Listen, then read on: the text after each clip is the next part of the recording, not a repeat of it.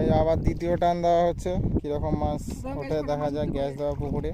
তো কেউ আইডিয়া করেছে 5 থেকে 6, কেউ 4 থেকে 5, কেউ 3 থেকে 2, কেউ 2টা। কী আইডিয়া হলো দেখি,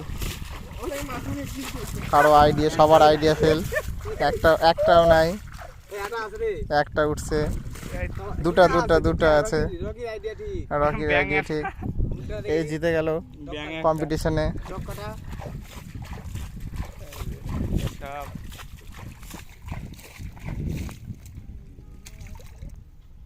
মাত্র 2টো মাছ, হ্যাঁ 2জনের জন্য 2টো হলেই হবে।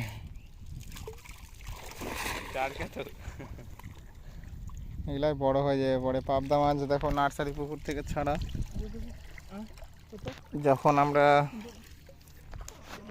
আমরা ছাড়ি তখন ছিল 4000 ভাঙ্গা, এখন মোটামুটি 200 ভাঙ্গা হবে। 200 হবে না কিন্তু, 200 হবে না, 200 হতে পারে, এটা একটা আইডিয়া। আমরা যা মাপিনি, আইডিয়াতে বলছি। এটা মেল মাছ, ফিমেল মাছ, এটা মেল সম্ভবত। পেটে কিছু খাবার নেই, আমরা 10 দিন ধরে এই পুকুরে খাবার দেইনি, গ্যাস করবো যার কারণে।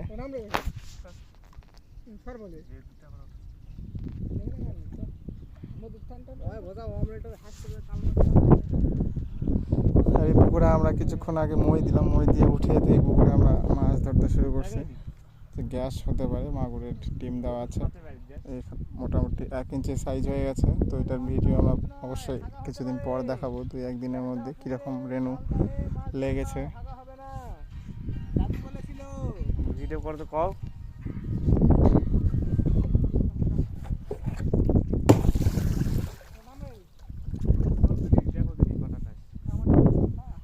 এই মাগুরের পুকুরের ড্রামটা ফেলে দিলাম, দেখুন যে মাগুর ওখানে কিছু জল ঢুকে ওখানে লুকোনো জায়গা, বাসা তৈরি করতে পারবে, যার কারণে ড্রামটা ওই পুকুরে ফেলে দেওয়া হলো। একই পুকুর, এদিকে একটা 1 একর জায়গা কেটে 2টো বানিয়েছি শিঙ্গি আর মাগুর চাষ করার জন্য। আশা করি কীরকম হবে দেখা যাক, ভিডিওটাও যে কীরকম হবে সেটাও বলতে পারছি না। আরে ওইদিকে তুলবেন।